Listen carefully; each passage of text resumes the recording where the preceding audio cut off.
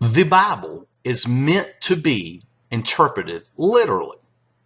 However, the Bible uses symbolism, typology, foreshadowing, symbolic parallels, parables, and Jewish idioms to deliver this literal message.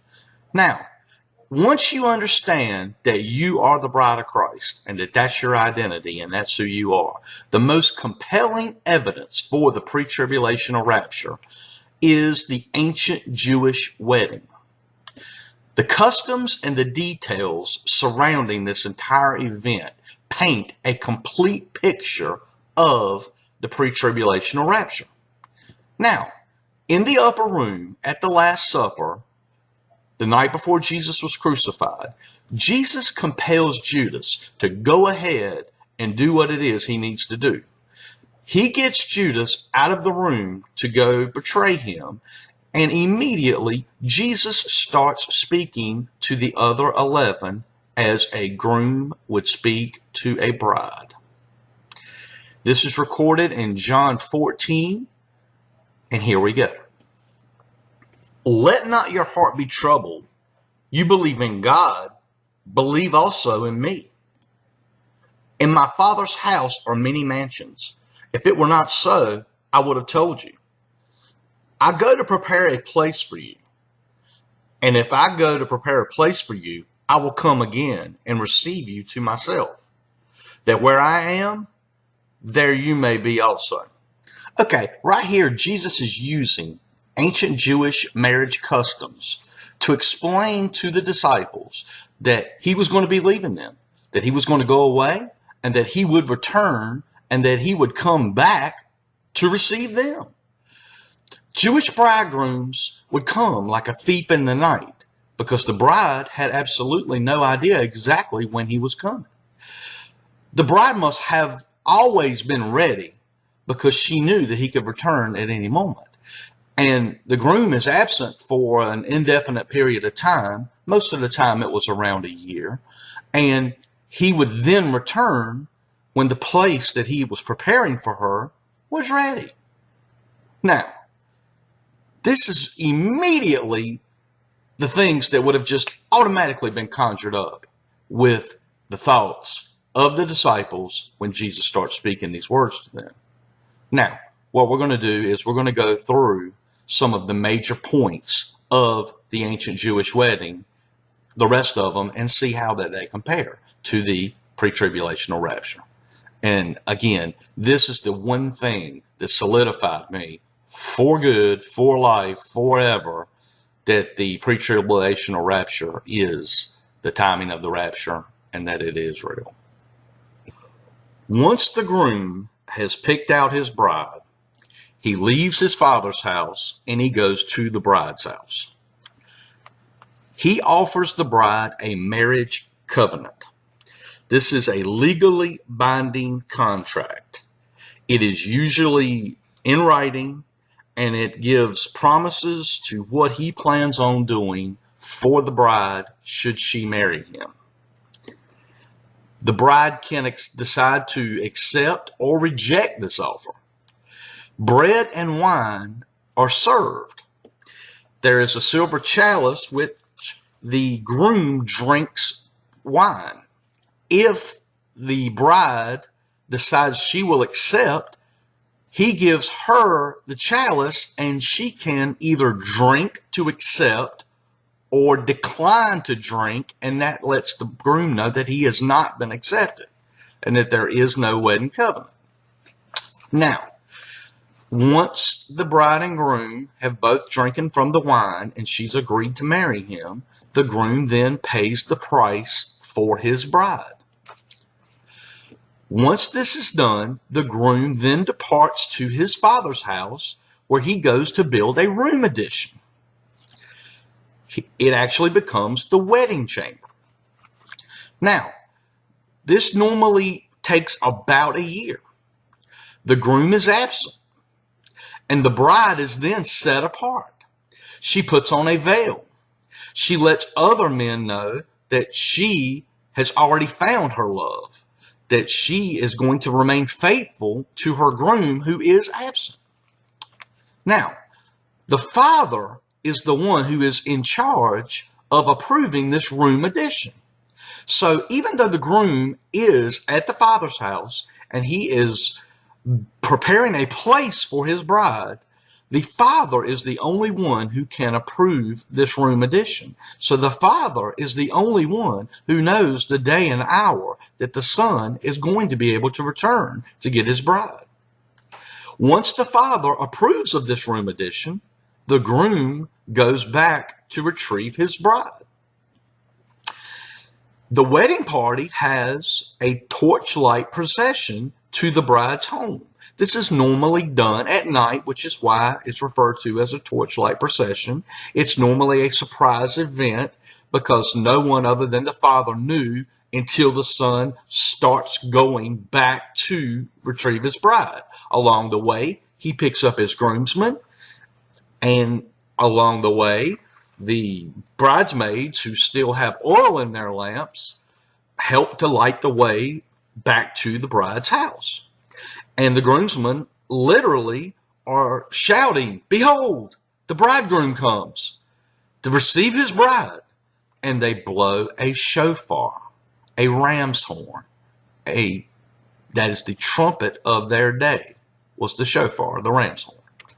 So you have the groomsmen with a shout, the groomsmen blowing the trumpet, and the groomsmen get to the bride's house. The bridegroom himself does not go all the way to the house. The bride comes out of the house.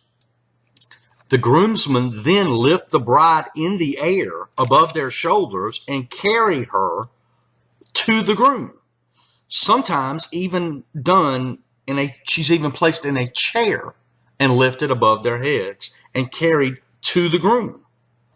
They get to the groom, they bring her down and give her to the groom. Then the bride and groom go back to the Father's house. Once the bride and groom get to the Father's house, they enter the wedding chamber alone. They enter into a physical union and they consummate this marriage for 7 days. They consummate and celebrate. The other attendees and wedding party wait outside and do their own celebrating for those 7 days, waiting for an announcement that a marriage in Israel has happened. The bride and groom then come out of the wedding chamber at the end of the 7 days. The groom then removes the bride's veil so that all can clearly see who his bride really is. Then they have the wedding feast for the entire wedding party and invited guests. Once this is complete, that is normally another 7-day period, then the bride and groom will live together in their new home forever. Okay, is that cool or what? Right away, you should be noticing all kinds of symbolic parallels, and this should all be very familiar sounding. To me, this is very, very exciting. But just in case you missed any of the parallels, we're going to go back through this and show exactly how this relates to us and to our wedding with Christ. So here we go. Let's look at it. Jesus leaves his throne in heaven, and he actually comes to earth as a human to our home because we are the bride. Jesus offers us an invitation to salvation. At the Last Supper, the disciples accepted his offer by drinking the wine and breaking the bread. Jesus then paid the price for us with his blood on the cross. Jesus then went back to prepare a place for us at the Father's house. While he's gone, we are to be sanctified and to remain faithful to him. We know that only the Father knows the day and hour that the Son will return for us. and that Jesus will come again like a thief in the night at an unknown hour. And at the archangel shout and at the trumpet of God, we are to be raptured up to be with Jesus. Jesus takes us into the third heaven where God's throne is. We will be in the wedding chamber in the third heaven for 7 years, celebrating and consummating and getting our rewards in heaven. Those rewards will be gifts from God to us. After 7 years, Jesus shows us off to the world for all to see who his bride really is. Every member of the bride will be known. The wedding supper of the Lamb will then take place on earth at the bride's home with the Old Testament saints. They are the invited guests, as are the tribulation saints, as are the people who survive and make it through in the earthly body through the tribulation period. Then the New Jerusalem will be brought down to the earth where it will be the capital city of the eternal state, where we will live forever with Jesus in the New Jerusalem, which you can tell is a gift to the bride. And that is where we will be able to go anywhere, but the New Jerusalem will actually be our home, and it is what he has prepared for us. Now, unbelievable. I mean, to me, this is hardcore because these are a lot of symbolic parallels. This isn't just one or two little things, and you're not just trying to overglaze and make something fit that doesn't fit. Because our culture is so much different. A lot of times we miss this, and we haven't been taught some of this stuff. But once you know that they understood it, this is one reason why you had disciples like, Peter, John, you had the Apostle Paul, you had Barnabas, you had Titus, you had Timothy. You had all these guys that saw this and had the kind of faith they had. They knew. I mean, there was not even a question. They understood all of this from A to Z. And, it sometimes I think requires a lot more faith on our part because we are having to dig through the scripture to even understand the things that they knew right away. And make no mistake, this is so many parallels they knew right away. This teaching is absolutely meant to bolster your faith. And as for me, I just can't wait. I am literally looking for the rapture of the church anytime. I'm looking for my groom to come get this bride and to take me where he is, to the place he's prepared for me. And I cannot wait. I hope you can either. God bless you all.